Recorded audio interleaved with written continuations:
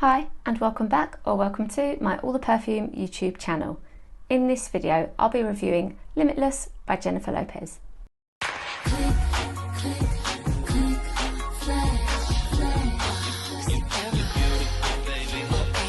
Thank you so much to the brand for sending me this perfume to try. I do have quite a large collection of the Jennifer Lopez perfumes, so I will link below my previous review video. And not only that, at the end of this one, I will tell you my key recommendations from the line. I haven't collected all of the bottles from the line, but I do always look out for the new releases. And with Limitless here, we have another perfume with the same shaped bottle as the previous launches, Promise and One. So it's now like we have another kind of separate line within the brand too. Let's take a look at the bottle and at the packaging. And I must admit that when I saw the black of the bottle, the box and the imagery in the campaign, I hoped that it meant we were in for something stronger from JLo Fragrances. This bottle is really lovely in reality, and as I said, it's that same shape bottle as Promise and One. This time we have the black, but it's still multifaceted and it feels good. It feels sleek and classic, and I enjoy these gold details as well. You've got here around the kind of base of the lid Limitless, so it says the name of the perfume, and I will enjoy displaying this in my collection. With the box, it's not one I'll keep, and I say that most times, don't I? So it's striking across the front, and hopefully you can see that lovely gold of the lettering. And it opened up, and then it says here, I am limitless, a hashtag, and it's like the tagline of the perfume. In fact, the Limitless name of the scent matches one of JLo's latest songs, Limitless, from her newest album. So that's the link there. In terms of the campaign, the brand have changed all of their Instagram to imagery and the launching of this perfume, except at the moment with one glimpse of Promise in a photo of the two scents as well. Jennifer Lopez doesn't seem to be pictured with the fragrance at all herself, but she is in one of the photos, just not holding the perfume or linked to it. But it does link to her song. And they say that with this perfume, you will leave an unforgettable scent trail. It's meant to be a powerful scent. So it linked in with my hopes for it. This sounded like we were in for something kind of strong. I will list the notes in Limitless and then test the fragrance. In the top of this, we have black pepper, red apple and lemon. In the middle, patchouli, ylang ylang and Egyptian jasmine. And in the base, sandalwood, Palo Santo, velvet, vanilla and musk. And I gave it a wear all day yesterday. And I'm pleased to say that I do really enjoy the perfume.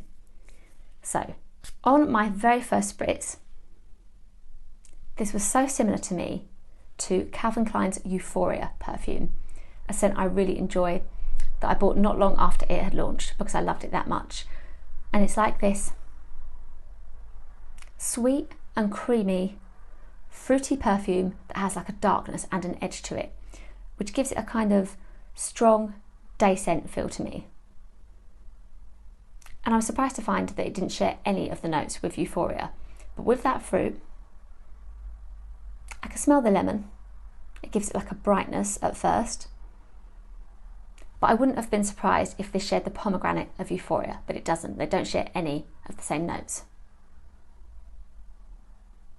I'm really getting that fruitiness and the pepperiness, and I was even taken a little bit to Kayali's Elixir perfume, and they do share the apple note, but the apple isn't crisp. This isn't a juicy fruit. It's that kind of dark feeling. That's how I feel about this, until from the ylang ylang you get like a creamy sweetness. And the patchouli is certainly strong, and I would say that even though I can smell that sandalwood and Palo Santo, it's the patchouli that leads in this fragrance. That's what I smell most coming through in the middle. Then on the skin, you do get a little bit more of the wood. I think that overall, I feel like the notes work really well together in this, and nothing is taking centre stage. You can kind of smell everything at some point as the fragrance wears. The only note I would say I can't smell is vanilla. I wouldn't put this as a vanilla fragrance at all. It isn't in the perfume for me, and neither is the velvet. I didn't find kind of a velvetiness about this, but the other key notes do really work well together. For me, the best thing about this perfume is that peppery fruit that just feels so much like Euphoria and really ties in to it feeling like that strong, striking, day scent, that part is my opinion, but like a signature that the brand suggests it will be. It is typically more feminine with the usual kind of standards of perfume, but this is certainly one that could have been marketed as unisex, leaning towards the feminine, but still absolutely something I could imagine my husband wearing and enjoying. I would say the kind of trail that it leaves is a little bit musky. So then again, I was kind of taken to Euphoria because that feels like a musky scent, but then actually in Euphoria, you don't have a musk note. It is such a good perfume. It was a really enjoyable wear for me yesterday, and I love that I could smell it on myself. And I was really quite impressed that from a celebrity line, this felt like something different than what is on the market right now being launched. They could have gone quite trendy in what they brought out, but this feels like something different and something quite bold compared to some of the other perfumes in the line as well. Is Limitless worth it? Well, I was surprised to see it retailing for £38 for this size bottle, the 50ml, here in the UK in Boots. And that is more than I would usually like to pay for a celebrity perfume, not least for a 50ml bottle. That would normally be my ceiling for a 100ml bottle, and even then, with my Britney perfumes, I need a bit of persuading. I like to pay under the £30 mark, ideally. But then I had to think, these days, with the Ariana Grande perfumes, for example, they are certainly around this price point, and I've known the 100ml bottles in Ariana Grande's line to retail for over £50. So I have to move with the times a little bit here. Because Limitless feels like something different, because it lasts really well, and I love this bottle, I will let them off as such. I will say that £38 in these times for what feels like a lovely classic perfume that I can imagine giving as a really good Christmas gift actually does feel worth it. I would pay that money. I'm lining up in my head as a Christmas idea actually, because I just like the black and the red inside the box, and I don't think you could really dislike this perfume. I think if you didn't like stronger smells, you could wear 1 or 2 sprays and be really happy, and if you did, you'd spray a lot and not worry. So yes, I do think Limitless is worth it. I would like to see it in different sizes and a 30ml available, but I'm happy with it and I think it's really well done. In terms of the Jennifer Lopez line, there have been so many releases, but they're not all available to buy now, sadly. I will give you my recommendations from the line, which fortunately are all still available. Pretty much, I will explain as I go. My first recommendation by Jennifer Lopez is Glow, her very first scent, and it wasn't what I had expected her to bring out. Way back when it was launched as a celebrity scent, it wasn't a floral fruity perfume. Glow is a fresh, out of the shower skin scent that is pretty and soapy and light and very wearable. And it's lasted the test of time. As I said, it is still available to buy. It offers me something different in my collection, and it's really great for me to wear when I want to wear a perfume in the day, but I know I'm headed out in the evening and will want something stronger then that won't be competing with that Glow scent. So that is my first recommendation. Funnily enough, my second recommendation was actually the second release, and that is Still by Jennifer Lopez. Now I really need to buy myself another bottle of that perfume because I parted ways with it and really shouldn't have done.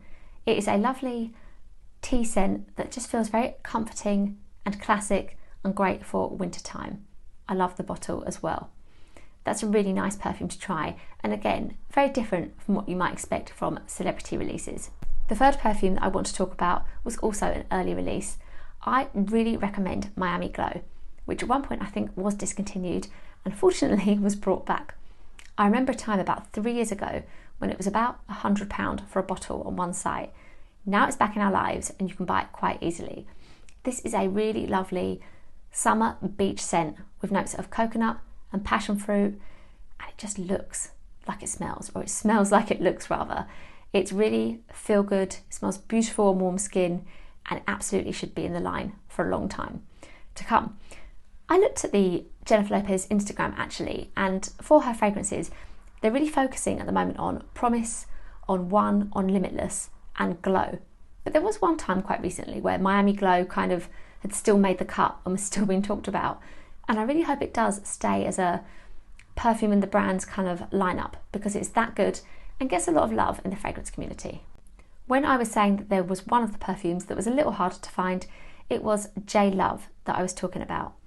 but I still see this in the UK on reselling sites, and I just want other perfume lovers to go and try this scent. It is a really lovely, fun, tangerine day perfume, and when I smell it, I feel like I'm in Macy's shopping.